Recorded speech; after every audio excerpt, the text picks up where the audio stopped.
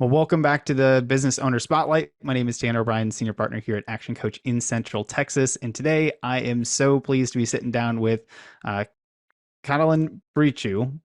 And I apologize if I mess that up. I'll let him say it better than I can ever. But excited to be sitting down with you here, sir. I appreciate you taking the time to sit down. I know you're over in Romania at this point, so time's a little bit different than where we are here in Central Texas. So appreciate the time. Excited to get into some conversation. I'm going to kick it over to you. Why don't you share just a little bit about your background and your business, and let us know a little bit about what you do and kind of what gets you excited about it. Yeah, of course. Thanks for inviting me, first of all. The name is Catalin Briciu, so it's pretty spot on. So you did an awesome job with pronouncing it. So a little bit about my background. I graduated laws and economics and got into tech while still in university. Started Linnify, a software development company, in 2016. First, we launched a startup in our local market in our city. It was something like Instacart, but it wasn't done before in the market, so it was quite innovative at the time.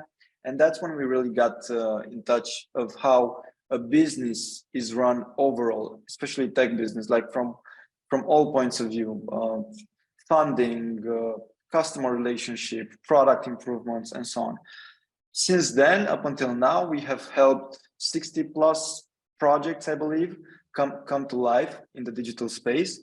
We're a digital product studio, and our vision is to be the place that transforms authentic ideas into successful and scalable products in the market.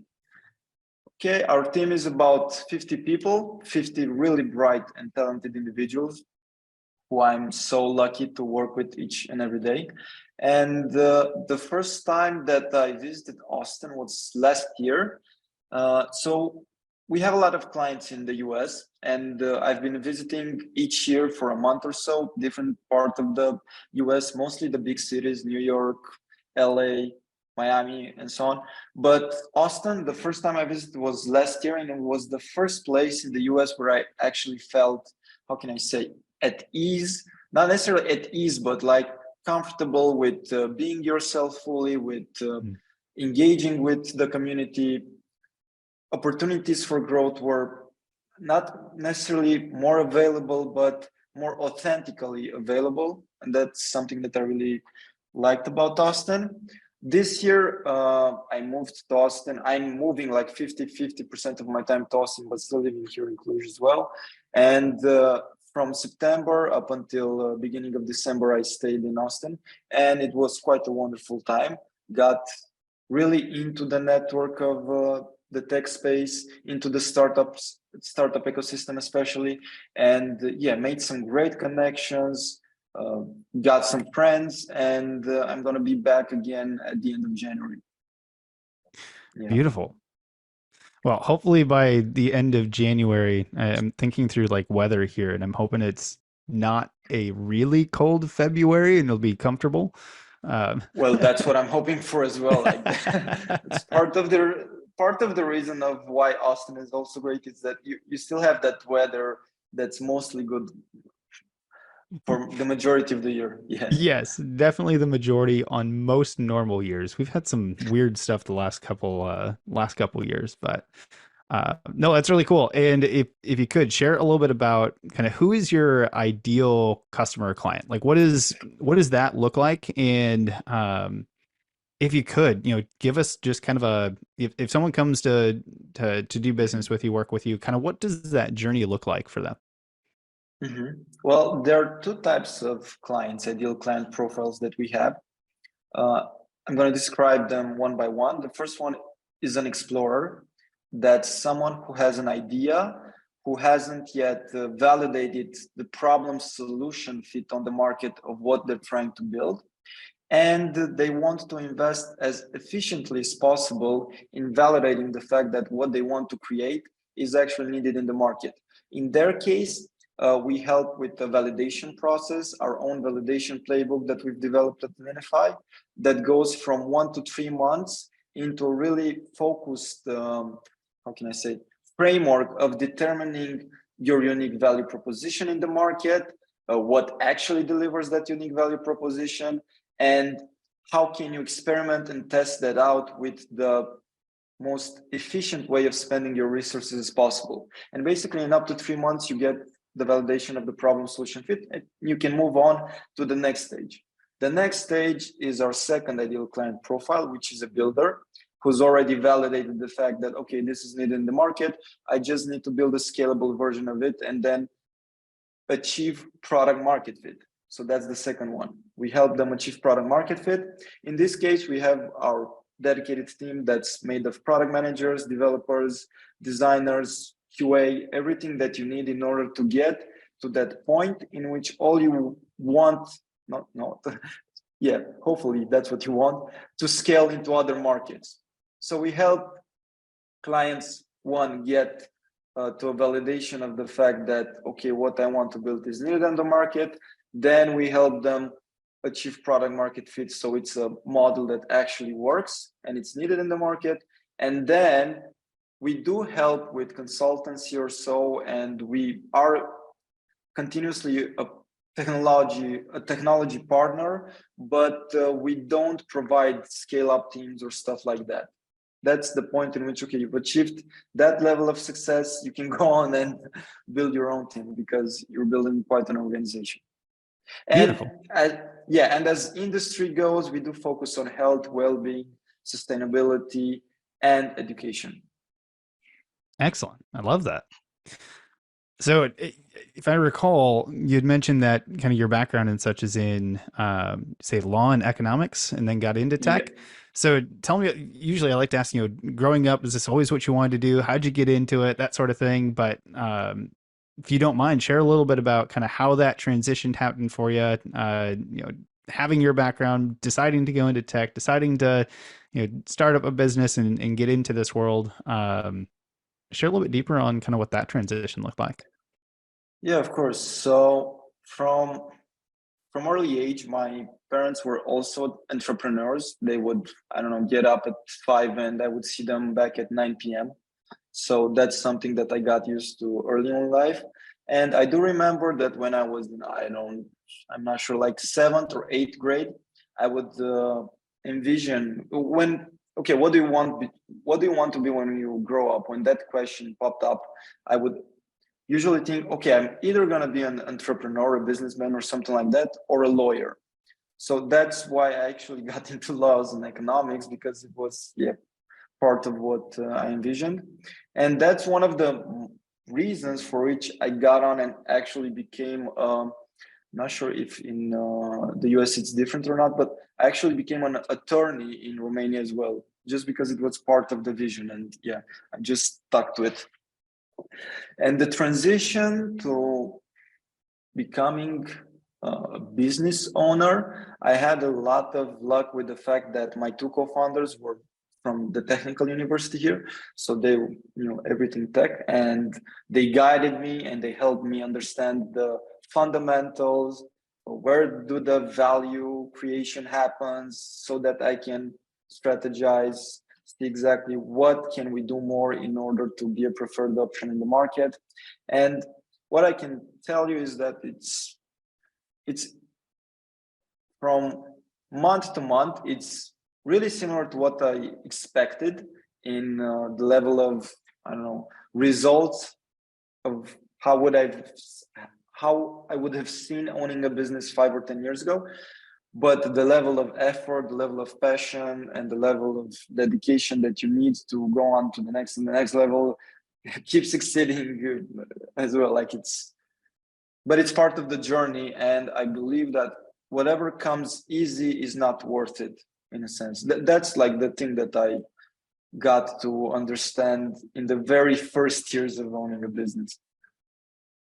Oh, that's excellent. That kind of leads me to, some of the questions I'd love to ask next. And that has to do with, I have yet to find, an entrepreneur, a business owner that tells me that it's been a perfectly linear path, that everything has always been positive and things have moved on well. It's usually there's ups, there's downs, there's a whole bunch of things that go well and don't go well. How has your experience been in that realm? Has there been kind of some challenges or hurdles that you've had to overcome? What were some of them, and what did you do to overcome the challenges in your path? Yeah, well, those were the, how I see is like the biggest challenges were the biggest opportunities each and every time, because in those moments I grew the most and we grew the most as a company. And usually it has a lot to do with experience, because you can learn theory as much as you want. You can uh, learn from other people as well who've already did it. And okay, that's one of the the biggest resource that you can have, having mentors or having a community of like-minded individuals that you can share your challenges with, and through their own experience they can help you navigate them better.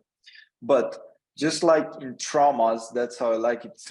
How I like to compare big challenges is like the biggest traumas leave the biggest scars in how you live your life. So the biggest traumas in business, the biggest challenges leave the biggest marks on how you will approach challenges better in the future. That's why the only thing that I've learned is that the most important thing that I've learned is, if there are no challenges in your road, you're moving too slow, or you're not innovating fast, or something is not right. You're too comfortable. That's how I see it. And yeah, the thing is just approaching it with more calmness and focus is enough. But if there is no challenge in your way, something is off. Because everyone has a challenge, like everyone. The biggest company in the world has a challenge, but it's a different kind of challenge. And yeah, even the one who's starting a one-person business still has a challenge. If you don't have any challenges, then something is off. Beautiful.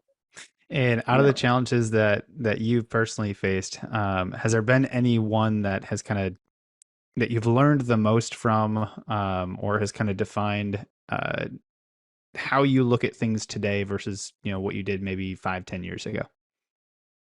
Yeah, well, so me as a person, I'm usually overly optimistic. I am maybe a bit too kind at sometimes. Maybe I'm too, like to see the good in people, and that basically leaves you pretty discovered to any attacks. Just so yeah, try to make an analogy to playing a game or something. And yeah, that was with a client 2 years ago. When I learned the most was that when I tried to do my best and be too good and over deliver and how can I say, do more than was expected with no expectations in return. That's when I left myself too open to, okay, the, how can I say that, the ways in which we could be profited off, in a Mhm. sense.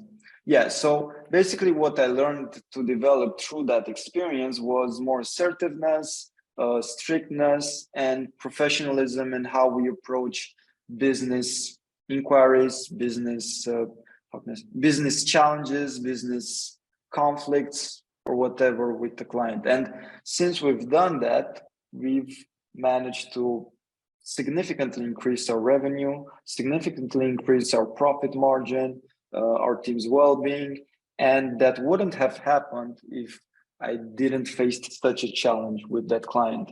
And although it was the toughest client that we had, it was the one that we learned from the most. And I don't know, like what we've lost in monetary terms, we gained, I think, 10 times as much in actual strategy, better ways of navigating our business, and so on. Excellent. Those are phenomenal lessons. So we've talked a bit about the past. We talked about kind of where we are today. I'd love to hear, as you look to the future for your business specifically, what on the horizon that what coming up here are you most excited about when it comes to looking at your business? Well, I've told you about the vision of Linnify being the place for where authentic ideas come to transform themselves into successful and scalable products in the market. We've kind of accomplished positioning ourselves as such in the local market in Cluj already this year. Next year, we're definitely gonna be positioned as such in Romania in the whole market, and we're starting. At least that's the purpose of becoming that place in Austin as well. Maybe in 3 to 5 years, I would say it won't happen that fast, but in 3 to 5 years, because the idea is that innovation is alarmingly accelerating at such a fast pace in recent years and the years to come, that the biggest value add that you can bring as a service provider, in my idea, is innovating in the right direction. And innovating in the right direction is about building innovations that are actually needed in the market. That's why with the whole validation thing and everything that we do. And if we can improve the return on investment of capital that is poured into early stage startups at such a level that we become the preferred option for innovations that want to become something in the market, not just be some theoretical innovations and that's it, then we can position ourselves in the future to be the place where authentic ideas come to transform themselves into, scalable and successful products on the market. Beautiful. I absolutely love that. Well, I want to be respectful of time, so I've only got really 2 questions left here. If you were to go back and give yourself one piece of advice, 10 years ago, 15 years ago, and give yourself one piece of advice based on the knowledge that you've gained through this journey, what piece of advice would you give yourself? Well, the most important one is trust yourself fully.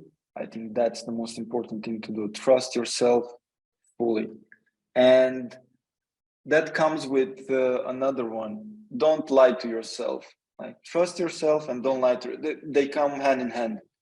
Whenever you're lying to yourself, that's when whatever you're doing starts to shatter, starts to not go the right way.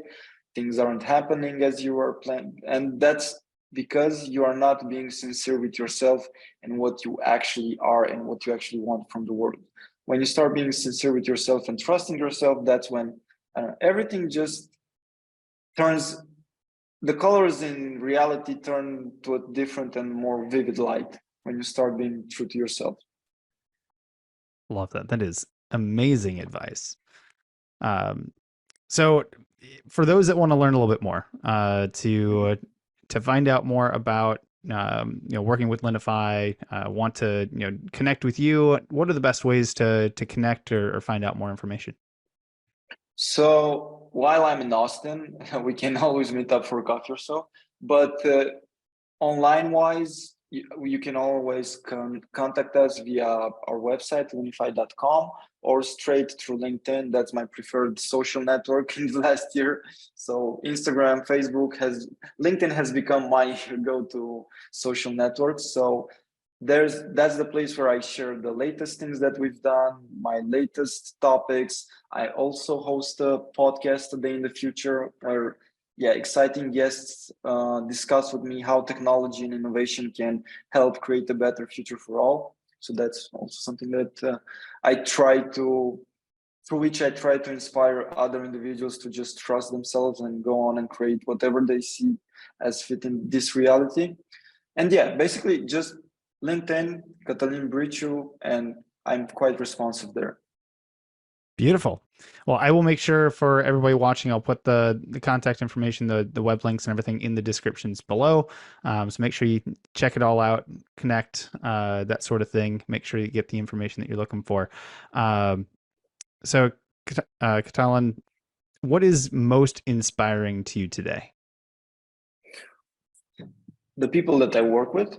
So whenever I see them doing or making or creating or realizing something that surprises themselves as well, that they can do more, that's the most inspiring thing that I see each day, because it's like, okay, you're actually doing stuff that you thought was impossible quite back, and now you're just building proof for yourself that anything's possible, and that inspires me. Beautiful. Well, I appreciate you taking the time to sit down with me today. Love hearing the journey. Love hearing the challenges that you've overcome, the advice that you provide. Very beneficial, insightful for I believe many business owners, entrepreneurs, from those just getting into it to those that are still kind of early on, still learning, and those that are continuing to grow. So thank you so much for being here, for sharing this with me today. It's been a true pleasure to get to know you a little bit better and hear more about your story. Thank you, and yeah, thanks for inviting me, Tanner. It was a great conversation, and it's just the type of conversation that fits well in between holidays. So thank you, really appreciate it. Of course.